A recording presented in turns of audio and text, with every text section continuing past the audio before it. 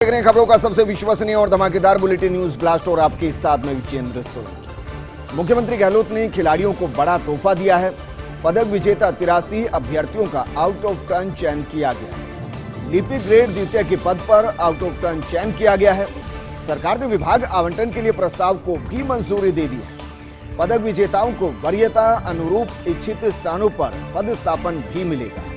खिलाड़ियों की खेल गतिविधियां सुचारू रखने के भी इससे आगे उनको राहत मिलेगी, आसानी होगी। यानी कि अगर वो अपने हिसाब से पदस्थापन करते हैं तो प्रैक्टिस करने में दिक्कत नहीं होगी। और मुख्यमंत्री बेहतर तरीके से समझते हैं कि एक खिलाड़ी तभी तक जिंदा जब तक वो बेहतर तरीके से प्रैक्टिस कर सके, अपने खेल को और ज्यादा निखार सके। इसलिए मुख्यमंत्री गहलोत ने खिलाड़ियों को बड़ा तोहफा दिया। पदक विजेता 83 अभ्यर्थियों का आउट ऑफ टर्न चयन किया गया। लिपिक ग्रेड द्वितीय के पद पर यह आउट ऑफ टर्न चयन किया गया है।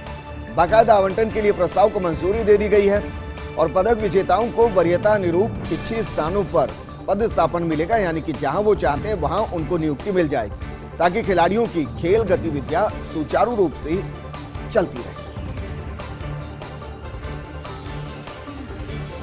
वहीं मुख्यमंत्री अशोक गहलोत ने प्रदेशवासियों को और सौगात दी। आईसीयू, एनआईसीयू, पीआईसीयू का शिलान्यास किया गया। मुख्यमंत्री गहलोत की अध्यक्षता में वर्चुअल कार्यक्रम हुआ। चिकित्सा मंत्री रघु शर्मा और सुभाष गर्ग वीसी के यानी कि वीडियो कॉन्फ्रेंसिंग के जरिए जुड़े। मुख्य सचिव निरंजन आर्य भी कार्यक्रम से जुड़े। शुरू के पीडीयू कॉलेज में 20 बेड का आईसीयू, 10 बेड के एनआईसीयू का शिलान्यास किया गया। बाड़मेर और सीकर मेडिकल कॉलेज को भी सौगात दी गई। 20 बेड का आईसीयू और 10 बेड का एनआईसीयू बनने वाला है। अगर बात भीलवाड़ा की करें तो भीलवाड़ा के सिंधिया मेडिकल कॉलेज में भी सुविधाओं को बढ़ाया गया है। डूंगरपुर, पाली और भरतपुर कॉलेज में भी सुविधाएं दी गई है। 20 बेड का आईसीयू और 10 बेड का एनआईसीयू तैयार करने के बारे में कहा गया है। और ये इसलिए भी महत्वपूर्ण है क्योंकि थर्ड वेव जिसकी आशंका जताई जा रही है, उसमें सबसे ज्यादा खतरा बच्चों को बताया जा रहा है, क्योंकि बच्चों को वैक्सीनेट नहीं किया गया। बच्चों के लिए अभी तक कोई वैक्सीन नहीं आई और इसीलिए अलग अलग जिलों के इन मेडिकल कॉलेज के अंदर एनआईसीयू का बनना आने वाले खतरे को भांपते हुए मुख्यमंत्री की तरफ से, चिकित्सा विभाग की तरफ से अभी से पहल शुरू कर दी गई। तो मुख्यमंत्री अशोक गहलोत ने प्रदेशवासियों को सौगात दिया है। आईसीयू, एनआईसीयू, पीआईसीयू का शिलान्यास किया है। राजकीय मेडिकल कॉलेज कोटा में भी सुविधा को बढ़ाया गया है। आईसीयू में 20 और एनआईसीयू में 26 बेड बनाए जाएंगे। जोधपुर की बात की जाए तो जोधपुर के उमेद चिकित्सालय में बेड सुविधाओं को बढ़ाया गया है। आईसीयू में 30, एनआईसीयू में 30 और पीआईसीयू में 30 बेड होंगे। मथुरादास माथुर अस्पताल में आईसीयू में 30, एनआईसीयू में 30 बेड होंगे। अजमेर के जैलन अस्पताल की बात की जाए तो यहां पर भी सुविधाओं को बढ़ाया गया है। 50 बेड के आईसीयू की सौगात मुख्यमंत्री अशोक गहलोत ने दी है। वहीं झालावाड़ के एसआरजी अस्पताल में भी बेड बढ़ेंगे। आईसीयू में 20, एनआईसीयू में 20 और पीआईसीयू में 23 बेड की बढ़ोतरी की गई। और इस तरीके से आप ये मानकर चल सकते हैं कि संभावित खतरे को भांपते हुए मुख्यमंत्री और चिकित्सा विभाग अभी से तैयारियों में जुट चुका है, ताकि अगर थर्ड वेव आए तो फिर बच्चों को किसी तरीके की परेशानी ना हो, मरीजों को किसी तरीके की परेशानी ना हो, उनको उनके नजदीकी अस्पताल में वो सभी सुविधाएं मिल सके जिनके लिए अभी तक उन्हें संभागीय अस्पताल की तरफ जाना पड़ता। और अब बात करते हैं संदीप चौधरी की। दरअसल एक किसान नेता की भूमिका में संदीप चौधरी नजर आ रहे हैं। राजस्थान में संदीप की ग्रास रूट लेवल पर पकड़ है, यानी कि जमीनी स्तर पर संदीप की अच्छी खासी पकड़ समझी जा सकती है। राजस्थान की राजनीति में लंबे समय से संदीप जुड़े रहे हैं। 1991 में कांग्रेस कार्यकर्ता के रूप में शुरू किया था राजनीतिक जीवन और इसके बाद अलग अलग पदों पर पार्टी के लिए सेवा भी वो देते रहे। छात्र राजनीति में लॉ कॉलेज प्रेसिडेंट भी संदीप रह चुके हैं। फिलहाल जयपुर ग्रामीण कांग्रेस के वर्किंग प्रेसिडेंट का जिम्मा वो संभाल रहे हैं। अगर बात 2003 की जाए तो 2003 में एनएसयूआई के उपाध्यक्ष संदीप को बनाया गया। एआईसीसी में प्रवक्ता का पद भी संदीप के पास है। राजस्थान में एक किसान नेता के रूप में संदीप की पहचान है और किसान कांग्रेस के कई महत्वपूर्ण पदों पर जिम्मेदारी संदीप संभाल चुके हैं। 2012 से प्रदेश किसान कांग्रेस अध्यक्ष पद पर भी संदीप, एनएसयूआई और यूथ कांग्रेस में भी जिला अध्यक्ष का पद संदीप संभाल चुके हैं।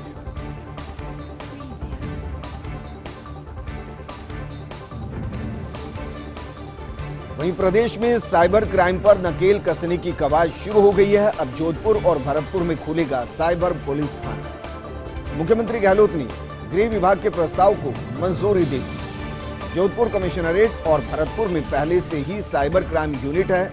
1 उप अधीक्षक, 2 निरीक्षक, 3 उप निरीक्षक और 15 पद स्वीकृत किए गए। साइबर क्राइम यूनिट के इन 15 पदों को शामिल करने का प्रस्ताव भेजा गया और जिस तरीके से साइबर क्राइम तेजी से बढ़ा है, हर दिन लाखों की एक तरीके से साइबर लूट आम आदमी के साथ हो रही है।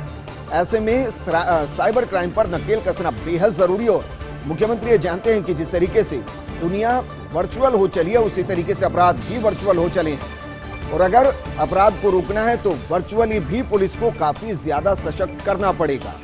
और यही वजह कि जोधपुर और भरतपुर में अब साइबर पुलिस थाने बनाए जाएंगे। मुख्यमंत्री अशोक गहलोत ने गृह विभाग के प्रस्ताव को मंजूरी दे दी। जोधपुर कमिश्नरेट और भरतपुर में पहले से ही साइबर क्राइम यूनिट है। 1 उप अधीक्षक, 2 निरीक्षक, 3 उप निरीक्षक सहित 15 पद स्वीकृत किए गए हैं और ये प्रस्ताव भेजा गया था जिसको मुख्यमंत्री ने मंजूर कर दिया। मदिरा के क्षेत्र में भी कोरोना के चलते मंदी नजर आ रही है। जयपुर शहर में आबकारी विभाग को 28 करोड़ की एक तरीके से टूट महसूस हुई, यानी कि जो अभी तक मिलता था जिस पीरियड के अंदर, उसमें 28 करोड़ की कमी। कोरोना काल में नहीं हो सका शराब का उठाव, 217 करोड़ के लक्ष्य के विपरीत हुए 28 करोड़ का नुकसान। दरअसल दुकानों की ज्यादा बोली के चलते ठेकेदारों को नुकसान हुआ है और इस कारण कम मात्रा में शराब का उठाव हुआ है। 50 से ज्यादा ठेकेदार तो दुकान सरेंडर करने के लिए भी लिख चुके हैं। नुकसान के ये हालात तो तब है जब विभाग 30% की छूट दे चुका है, राहत दे चुका है, लेकिन 2 महीने के आसपास लॉकडाउन रहा और लॉकडाउन में दुकानें बंद रही। राहत मिली तो 4 बजे तक दुकानों को खोलने के लिए कहा गया, पहले 11 बजे तक दुकानों को खोलने के लिए कहा गया और ये कहा जा सकता है कि बीते 2 साल आबकारी विभाग के लिए थोड़े से मुश्किल भरे रहे। उन लोगों के लिए मुश्किल भरे रहे जिन्होंने टेंडर के जरिए शराब की दुकानों का आवंटन किया लेकिन मुनाफा कमा नहीं पाया।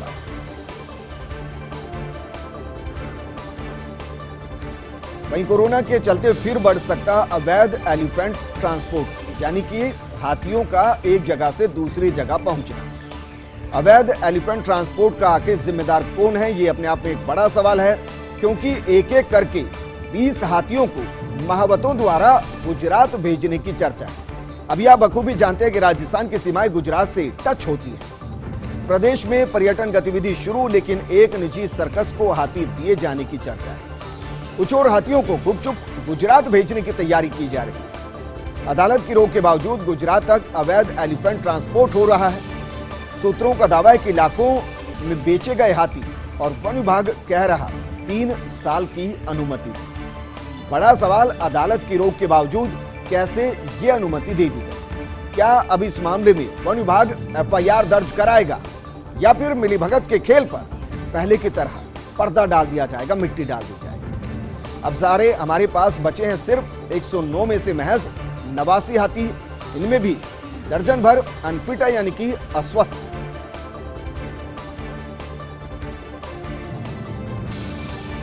उन्नीस दिन पहले राजस्थान में एक गाना गुनगुनाया जा रहा था, आया सावन मानसून झूम, लेकिन अफसोस ऐसा हो नहीं पाया। मानसून 19 दिन पहले आया जरूर, लेकिन राजस्थान सूखा ही नजर आ रहा।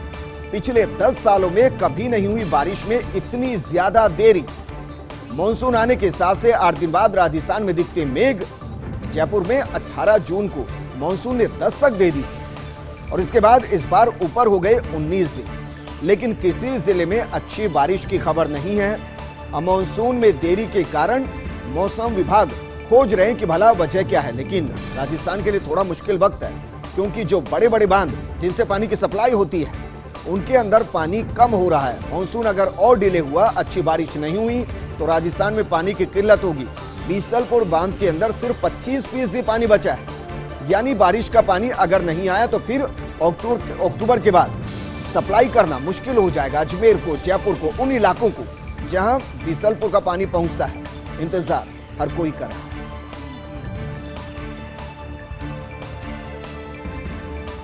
आगे बढ़ते हैं और अब बात करते हैं डीजीपी लाठर की, जो एक्शन में नजर आ रही है। फिर फील्ड में निकलेंगे डीजीपी एमएल लाठर। 16 जुलाई को उदयपुर जाएंगे डीजीपी लाठर। उदयपुर रेंज के अधिकारियों की समीक्षा बैठक लेंगे। इस दौरान लंबित मुकदमे, क्राइम कंट्रोल समेत कई मसलों को लेकर बैठक की जाएगी। उदयपुर रेंज में शुरू हुई डीजीपी की बैठक को लेकर तैयारियां, क्योंकि जब डीजीपी की जिम्मेदारी उन्होंने संभाली थी तभी उन्होंने तय कर दिया था कि वो संभागवार बैठकें लेंगे, पुलिसिंग को मजबूत करेंगे, आम जन में विश्वास को बढ़ाएंगे और जो पेंडेंसी है, जो मामलों की पेंडेंसी है, उसको कम करेंगे। और एक बार फिर से ये दौरे शुरू हो रहे हैं, इस बार उदयपुर की बात।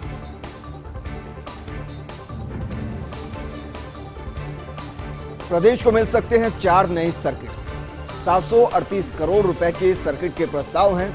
केंद्रीय पर्यटन मंत्रालय ने सैद्धांतिक मंजूरी दे दी। सितंबर में शुरू हो सकते सर्किट पर कार्य है। जल्द ही पर्यटन मंत्रालय के अधिकारियों से ये चर्चा होने वाली है। और अगर ये सर्किट राजस्थान को मिलते हैं तो मानकर चलिए कि कोरोना की वजह से जो पर्यटन जमीन पर धड़ाम से पड़ा, वो आसमान को छूता हुआ दिखाई दे सकता है। जीएसटी करदाताओं को मिली बड़ी राहत। समय सीमा की आड़ में होने वाले भ्रष्टाचार पर अब लगाम लगेगी। व्यक्तिगत सुनवाई और जवाब की तिथि बढ़ाने को लेकर राहत मिल गई है। विश्वस्त सूत्रों ने ये अहम जानकारी दी है। अब ऑनलाइन किया जा सकेगा समय बढ़ाने के लिए आवेदन। तिथि बढ़ाने के लिए संबंधित अधिकारी के पास जाने की भी कोई जरूरत नहीं, मान मनुहार करने की कोई जरूरत नहीं। हाल ही में जीएसटी पोर्टल पर हुई इस सुविधा की शुरुआत। जानकारी के अभाव में अब भी संबंधित अधिकारियों की चक्कर लगाने पड़ रहे हैं। कारण बताओ नोटिस के जवाब के लिए भी अतिरिक्त समय मिलेगा। इसके लिए करदाता कर सलाहकार को बताना होगा उचित कारण के साथ ही उपलब्ध कराने होंगे सपोर्टिंग दस्तावेज, यानी कि वो दस्तावेज जो आपके कारण को जस्टिफाई कर सके। और अब बात करते हैं उन रिश्वतखोरों की, उन घूसखोरों की जिन पर लगातार एसीबी का शिकंजा कसा जा रहा है। प्रदेश में आज एक के बाद एक एसीबी ने 4 ट्रैप किए। बीकानेर, अजमेर, भरतपुर और सिरोही में घूसखोरों पर कार्रवाई की गई। सबसे पहले बात करते हैं बीकानेर। बीकानेर में 10,000 की घूस लेते प्रिंसिपल और लिपिक को गिरफ्तार किया, जबकि अजमेर में डिस्कॉम का तकनीकी सहायक 11,000 रुपए की घूस लेते ट्रैप किया गया। भरतपुर में अस्पताल का कंप्यूटर ऑपरेटर 5,000 रुपए की घूस लेते ट्रैप किया, जबकि सिरोही में 7,500 रुपए की घूस लेते कनिष्ठ सहायक रंगे हाथों दबोचा गया। एसीबी की ताबड़तोड़ कार्रवाइयों से घूसखोरों में खलबली मची हुई है। अलबत्ता भ्रष्टाचार के खिलाफ गहलोत सरकार की ये जीरो टॉलरेंस की नीति है। ACB DG B L Soni, ADG Dinesh M N Gehlot का मैंडेट लागू करें, यानी कि अगर कोई 2 रुपए की भी घूस मांगेगा और एसीबी को उसकी शिकायत मिली, सत्यापन हुआ, तो उसको बख्शा नहीं जाएगा।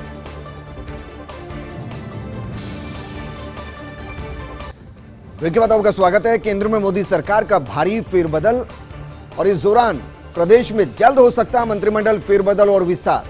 केंद्र और राज्य सरकार के कैबिनेट की औसत आयु की अगर बात की जाए, औसत उम्र में मोदी कैबिनेट से 9 महीने छोटी है गहलोत कैबिनेट। केंद्रीय मंत्रिमंडल की औसत आयु 58 साल है, जबकि गहलोत कैबिनेट की औसत आयु करीब 57 साल है। अब आप सोच रहे होंगे ये किस तरीके से नापा जाता है। दरअसल देखिए, जितने भी मंत्री कैबिनेट का हिस्सा हैं, उनकी उम्र कितनी है, उस उम्र को कैलकुलेट करके जमा करके और उसमें से टोटल के आंकड़े से घटा देते हैं। इस हिसाब से अभी भी गहलोत कैबिनेट मोदी कैबिनेट से युवा नजर आती है।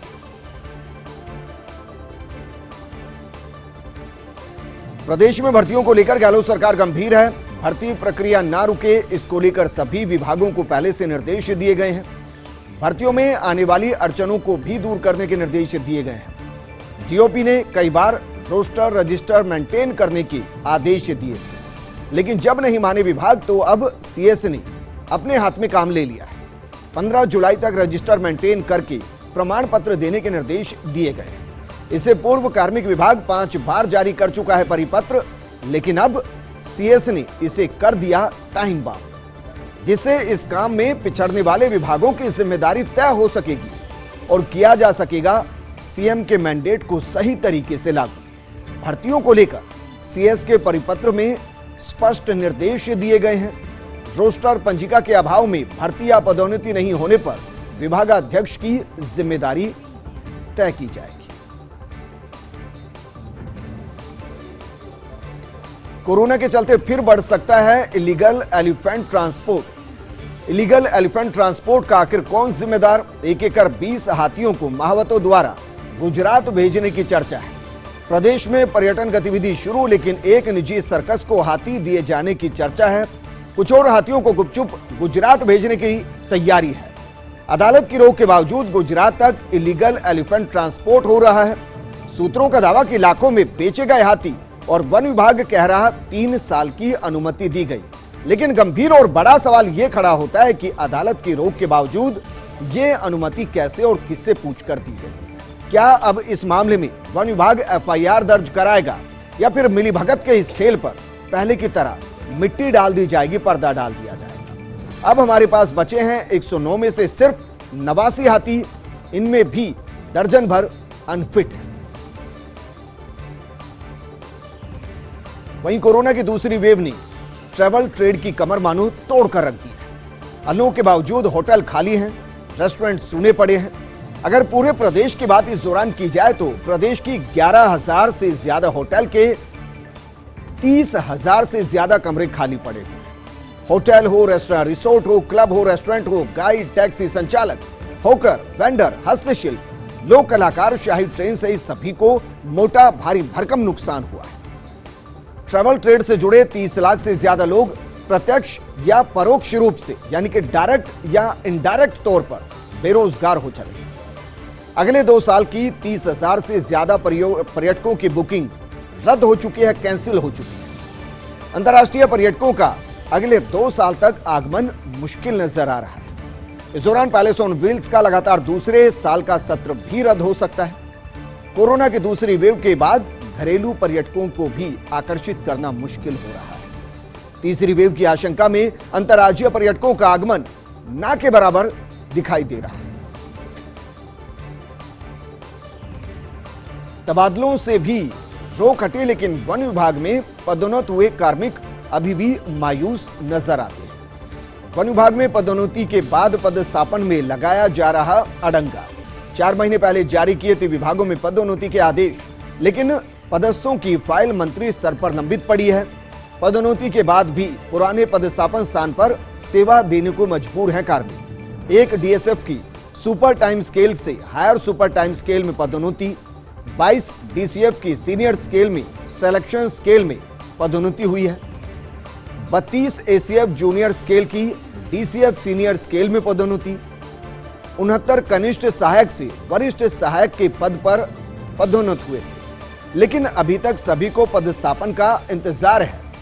अरण्य भवन से सचिवालय और सचिवालय से मंत्री तक घूम रही पदस्थापन की फाइल।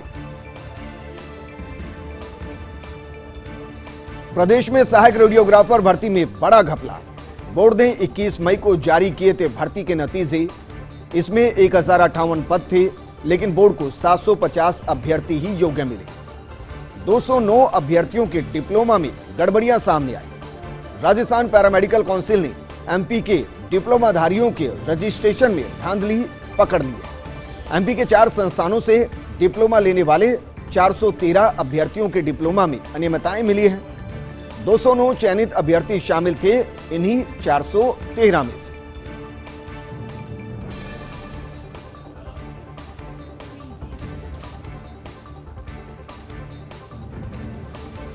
अगर आप अपने घर का सपना साकार करना चाहते हैं तो सबसे बेहतर मौका आपको मिल रहा है। हाउसिंग बोर्ड ने बढ़ाया बुधवार नीलामी उत्सव योजना का दायरा। योजना में शामिल किए गए हैं 2,985 नए आवास। जयपुर, भरतपुर, डूंगरपुर, भिवाड़ी और कोटपुतली में ये आवास है। अधिकांश मकान हैं जयपुर की विभिन्न योजनाओं में मौजूद। 50% तक की छूट पर ये मकान मिलेंगे। 19 जुलाई से शुरू होगी ई-बिड समीक्षा।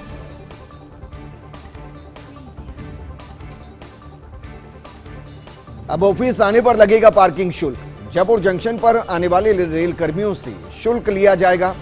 हाल ही में रेलवे प्रशासन ने 75 रुपए पार्किंग शुल्क देने के निर्देश दिए। अब कार्यालय आने के लिए पार्किंग शुल्क लेने पर विवाद खड़ा हो गया। कर्मचारियों ने कहा कि ऐसा किसी भी सरकारी कार्यालय में नहीं होता और जब मंडल कार्यालय और मुख्यालय में नहीं लगता पार्किंग शुल्क, तो फिर स्टेशन पर ही कर्मचारियों से ये शुल्क क्यों वसूला जा रहा है। रेलवे के यूनियन कार्यालय में भी बाहरी लोगों के खड़े होते हैं वाहन। यदि इनकी आवाजाही बंद हो तो भी ये विवाद सुलझ सकता है।